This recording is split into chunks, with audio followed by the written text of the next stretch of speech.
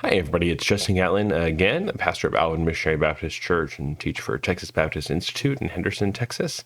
I wanted to give you another quick Logos tutorial video on layouts, kind of a suggested layout that I like to use and some advice on how to set one up for yourself.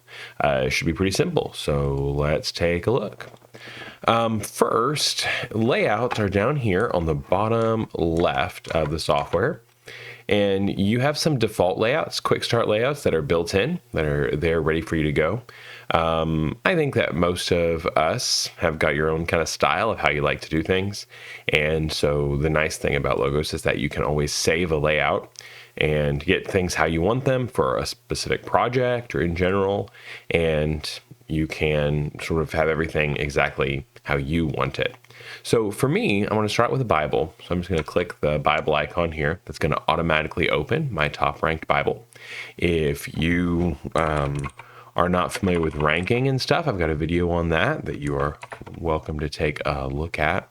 I am preaching on Luke 22, starting in verse 35 this week. So I'll just go ahead and open that up. Now I'm going to I'm going to right click this and click duplicate, because I want to have two Bibles here. And I'm also going to grab some other translations. So I'm going to say I want to have 3 translations or something like that. I've now got 3 Bibles open to the same place. I can go to tools. So I'm using the new menu here. It's rearranged a little bit, but I'm going to click home, actually, not tools. And on link set, I'm going to do A. And I'm going to do that for all 3 of these. And then for this one, the other Bible, I'm going to do link set B. And then for this one, I'm going to click these 3 dots for the menu up there. And I'm going to click send hyperlinks here. Now, I've got these. I can click ESV. And I'm going to do one in the King James, one in the CSB, however you want to do it. Doesn't really matter particularly, but I've got some parallel translations and stuff here. The next thing I want to do is I'm going to open up a passage guide. So I'm going to go to guides right here. And I'm going to also click these 3 dots. I'm going to set this to link set A as well. So it'll show up whatever my Bible passage is. I've got a custom passage guide. At some point, I guess I can make a video showing how I did that, or why I have it assembled the way that I do. But I've got some commentaries here. And so I'm just going to open up some of my favorite ones. I like Darrell Bock and Joel Green, I. Howard Marshall. And if I scroll down to some different ones, that probably is going to be sufficient for me personally, except I always like Alexander McLaren, no matter what. So I'm going to take these now and I'm going to drag one of these down. So it's going to be the bottom half of this window. And again, I'm just going to link set these to A and link set this one to A and drag this down so that I've got my commentaries here. And I've got my Bibles above it. And that way, when I scroll in my Bible, my commentary is automatically going to follow. And the passage guide would follow too if I leave it open. I'm actually going to pull this over here and just kind of get it out of the way where I have it as a reference, because I do have some other stuff in my passage guide, like ancient literature and textual variants and stuff like that. I can have access to that I might not want to leave open all the time. I like this new treasury of scripture knowledge, so I can pop that open as well. I'm going to put that over here, and then I'm going to link set that to A2. But the reason that I have this set up like this is I can be looking here. Okay, I see in Luke 22 that it references Zechariah 14:4. I click that, and it's going to automatically open it in this Bible. So things are going to stay kind of distinct for me, and I can keep things separate. It might even be helpful to here go to view and add parallel text, multi-book view. And I'm just going to add the Faith Life Study Bible here. It's included for free with all your packages. And then I can turn this off. And now I don't necessarily, for like my cross-reference, I don't necessarily want something that is going to be really extensive. I just want to see, okay, what's a kind of study Bible notes that are going to go along with the passage that I have right here. And so I have got that side by side. And of course, in multi-view, they sync together too. And it just makes a nice, neat little thing. So I can be looking in my New Treasury of Scripture Knowledge here. I can click a reference. It'll open it in the correct place. And I'm good to go. I'm almost finished. I do want to add a highlighting palette. I go to tools and I click highlighting. Remember, I made a video too on labels and stuff where you can make your own custom highlights, but I want to be able to quickly get to this stuff. And highlights are going to create notes, which for me, when I'm using notes, I have that open on my other monitor. I use one monitor for input and one for output. So if I'm writing a sermon, I'll have my notes and my sermon editor and stuff on my right monitor, and I'll have the reading stuff on my left monitor. That's just the system that works for me. So for me, I'm not going to have notes anywhere on this page, but you certainly can. One last thing then is Power Lookup. Power Lookup is pretty cool. Because when I click on something, it is automatically going to update it with what I've got there. So, Father, if you're willing, remove this cup. It's got all these things for me immediately accessible. Power Lookup's got some features here, but I've got it set to follow, which is nice. So you can click on what you want and have it. But it'll be whichever one you have clicked, it'll scroll where it is. But really, for the purposes of what we have here, I'm just going to do it with link set A as well, so that as you scroll, it's going to give you the power lookup for that scripture. If you do follow, like I said, I can click here and it'll pull up the references in this commentary or whatever. I just personally don't find that as useful as the other. So I keep it set to A. The other stuff that I might want to have, other references like lexicons and stuff, for me, it's just more intuitive to pull it up from the text itself. I've got my commentaries, got my cross references, I've got a way to get my other translations.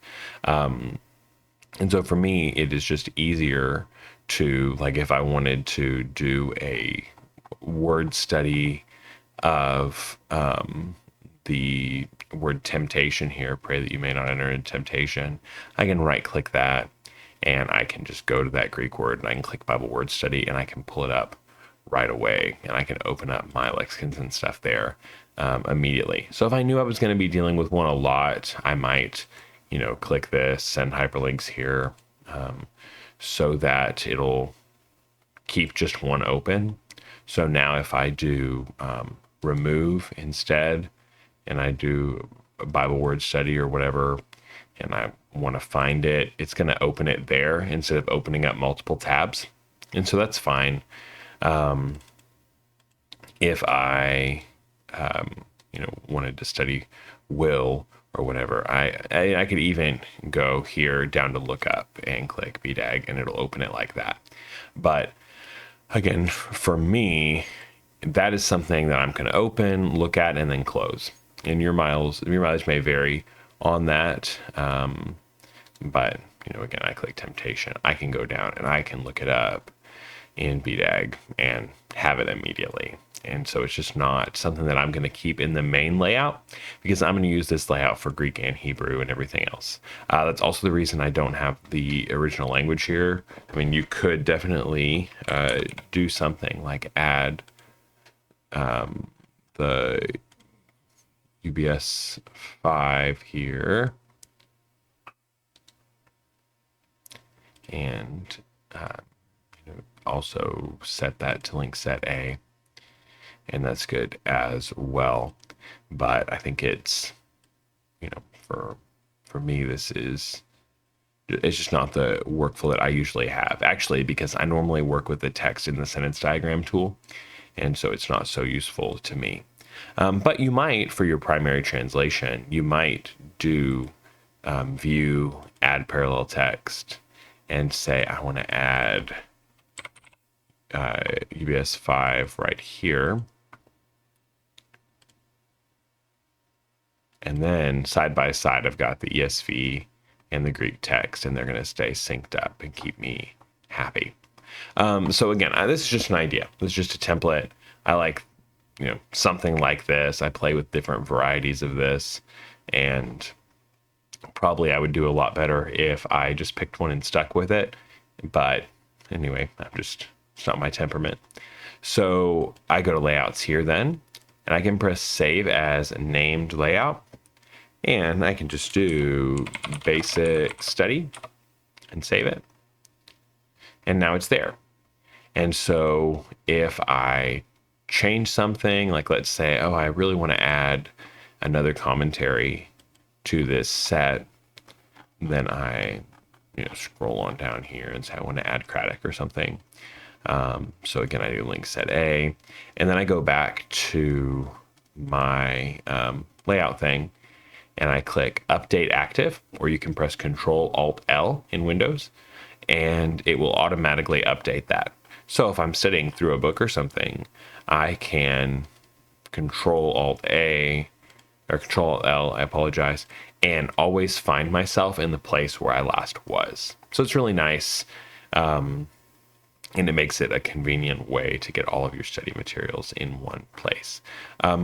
The difference, I should say, in multi-view and in just link setting them side by side is that, well, one, it's, I can switch translations completely and keep things together. But two, in multi-view, you can scroll the slave resource without it moving the master. But when you move the master, it will move the secondary one. And so I can scroll through the Greek text without it moving my ESV and everything else. But the next time I scroll my ESV, it's going to sync everything back up. And so it really is a good thing for a secondary reference, like if you want to have the Greek text to be able to scroll through it or whatever. And so I think that's helpful. And if I were to look up a Hebrew text or something, it just drops the parallel text, until you have something there. So actually, you can have the UBS 5, and then I could type in, some Hebrew. There we go. Sorry, I lagged a little bit there. I